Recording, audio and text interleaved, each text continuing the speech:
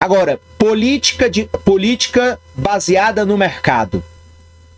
Primeira situação: impostos corretivos e subsídios.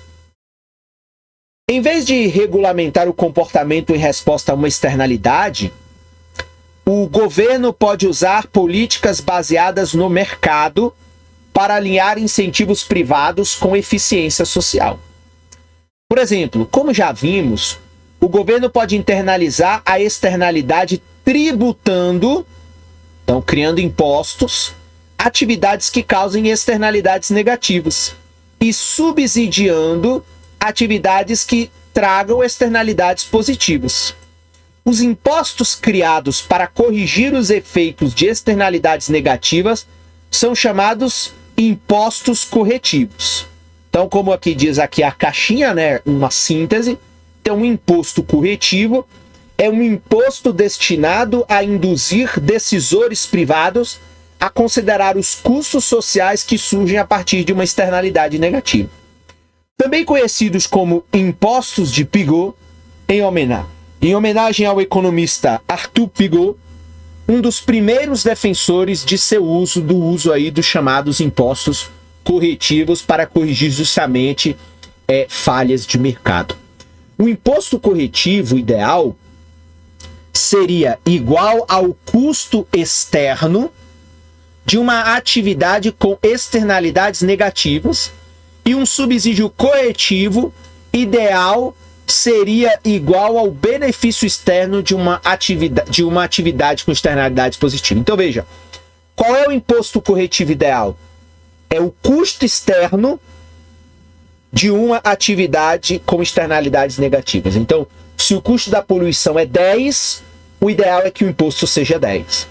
E o subsídio corretivo ideal seria também igual ao benefício externo de uma atividade com externalidades positivas. Então, se o benefício externo é 10, o subsídio também seria de 10.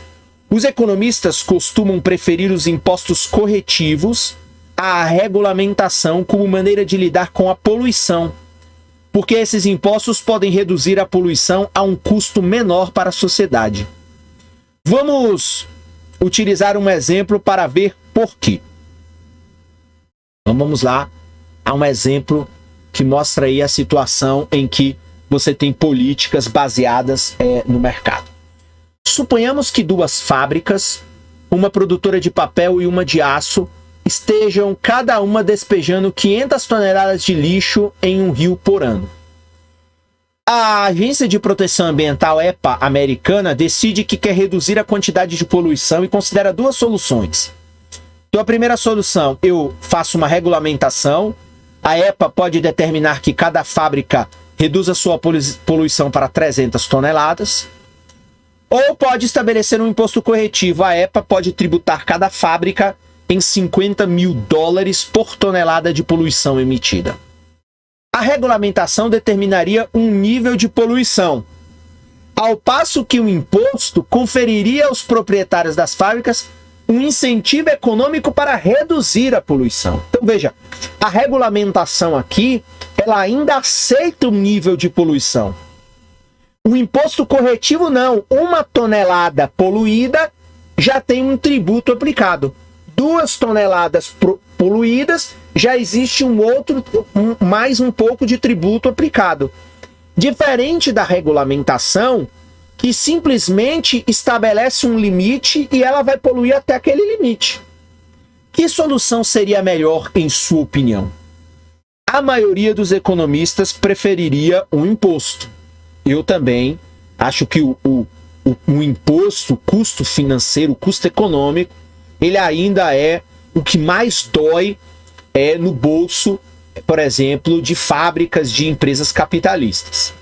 Para explicar isso, eles inicialmente assinalariam que os impostos são tão eficazes quanto os regulamentos para a redução do nível geral de poluição.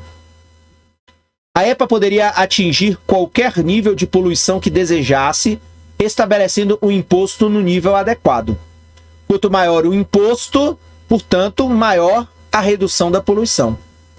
Se o imposto fosse elevado o suficiente,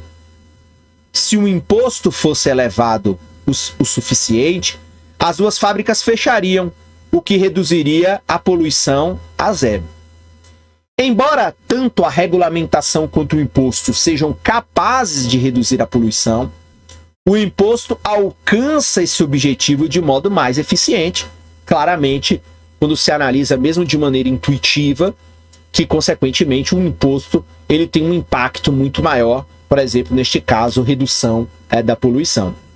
A regulamentação exige que as fábricas reduzam a poluição na mesma quantidade, mas uma redução uniforme não é necessariamente a forma menos dispendiosa de limpar a água. É possível que a fábrica de papel consiga reduzir a poluição a um custo menor do que a fábrica de aço. Nesse caso, a primeira reagiria ao imposto, reduzindo substancialmente sua poluição para evitá-lo, enquanto a outra reagiria reduzindo menos a poluição e pagando o imposto. Então veja que você tem comportamentos que seriam diferentes. Em essência, os impostos corretivos cobram um preço pelo direito de poluir. Então é um custo pela poluição. Mas veja, agora é um custo contabilizado economicamente.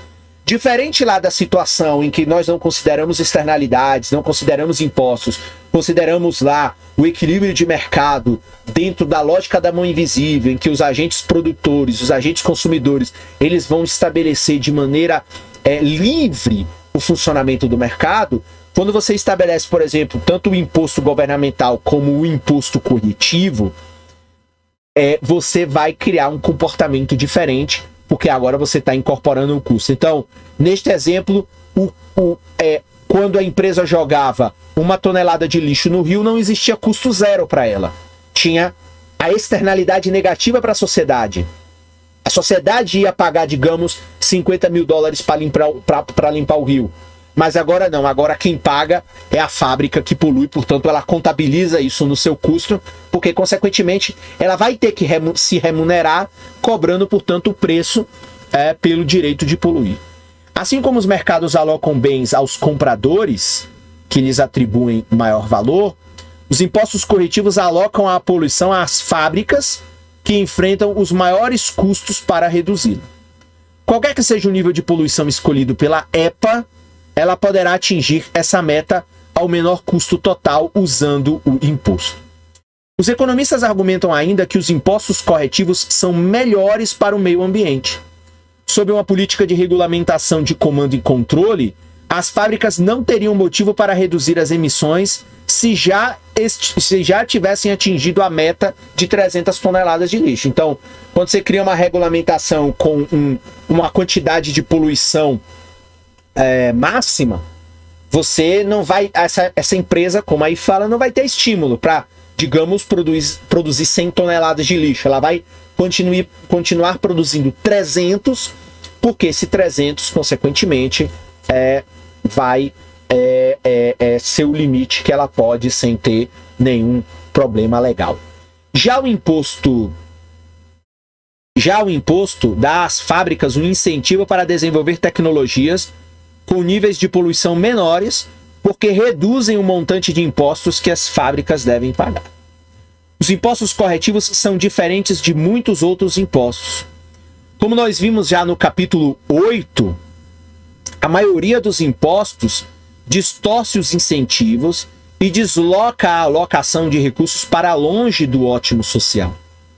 A redução do bem-estar econômico, ou seja, dos excedentes do consumidor e do produtor, excede o montante da receita arrecadada pelo governo, resultando no chamado peso morto.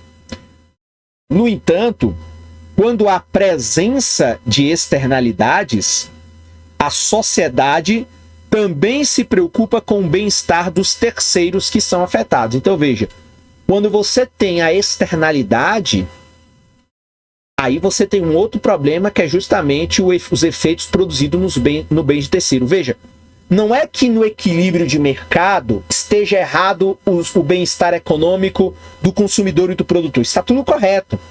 Então, dentro de uma relação comercial sem um imposto, por exemplo, nós vimos lá no capítulo 8 que produtores e consumidores se beneficiam. Está tudo certo. Eles estão realizando relações comerciais e eles são os maiores beneficiados quando não tem tributos. Ok.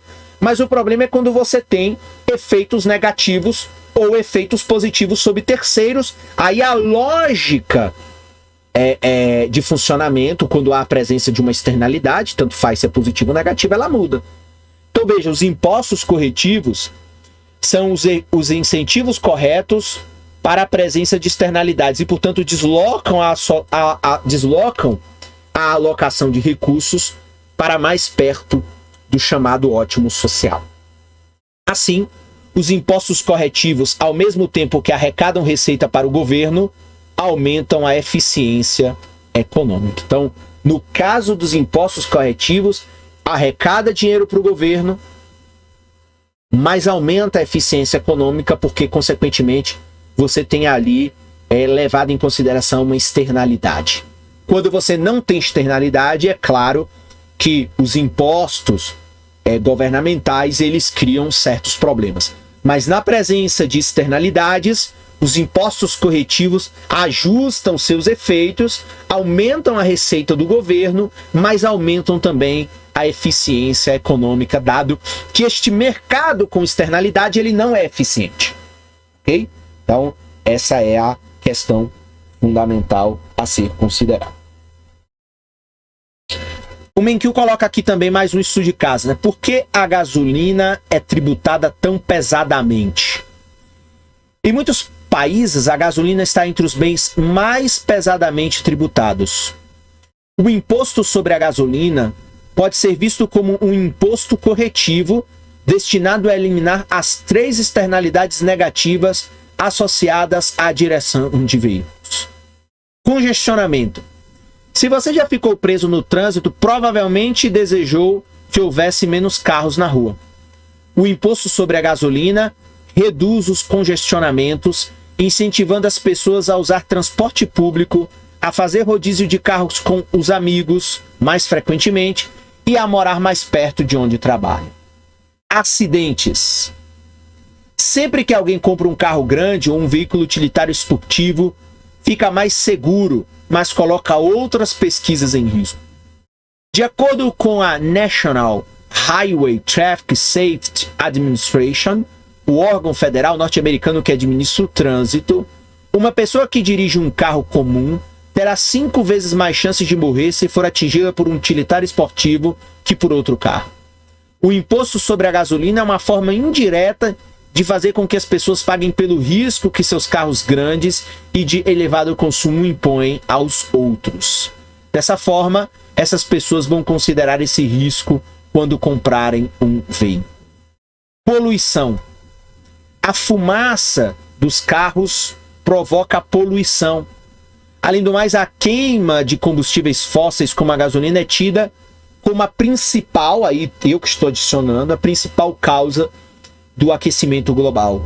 Os especialistas divergem quanto ao risco que esses combustíveis representam, mas o imposto certamente diminui o risco ao reduzir o uso da gasolina.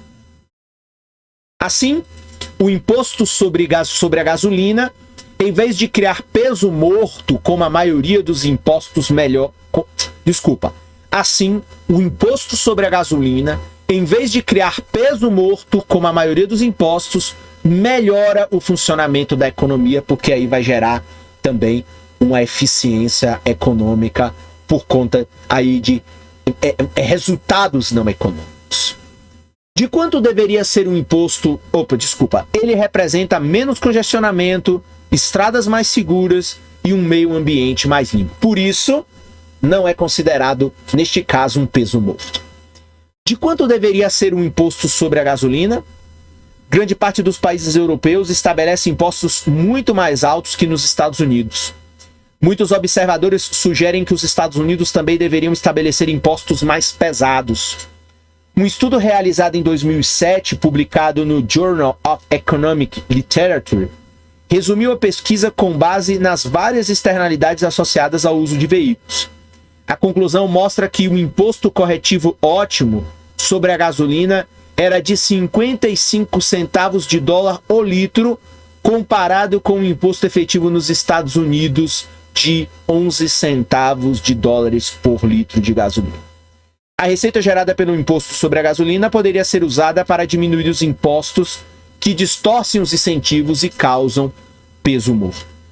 E, além disso, algumas das regulamentações onerosas do governo que determinam que os fabricantes produzam carros mais eficientes não seriam necessárias. Essa ideia, no entanto, nunca foi politicamente popular. Então veja o quanto esse assunto de combustível ele não é só também polêmico no Brasil. Ele é polêmico no mundo inteiro, porque o combustível fóssil é considerado um grande poluidor. Os governos mais progressistas, mais ambientalistas, consequentemente fazem tributações extremamente pesadas sobre o combustível, e isso vai criar um desestímulo o consumidor a consumir este tipo de bem, mas aí não é uma situação de um peso morto. Por quê? Porque essa tributação em várias situações vai criar um benefício coletivo maior do que um prejuízo do ponto de vista apenas da análise da eficiência do mercado. Então, basicamente, essa é a ideia.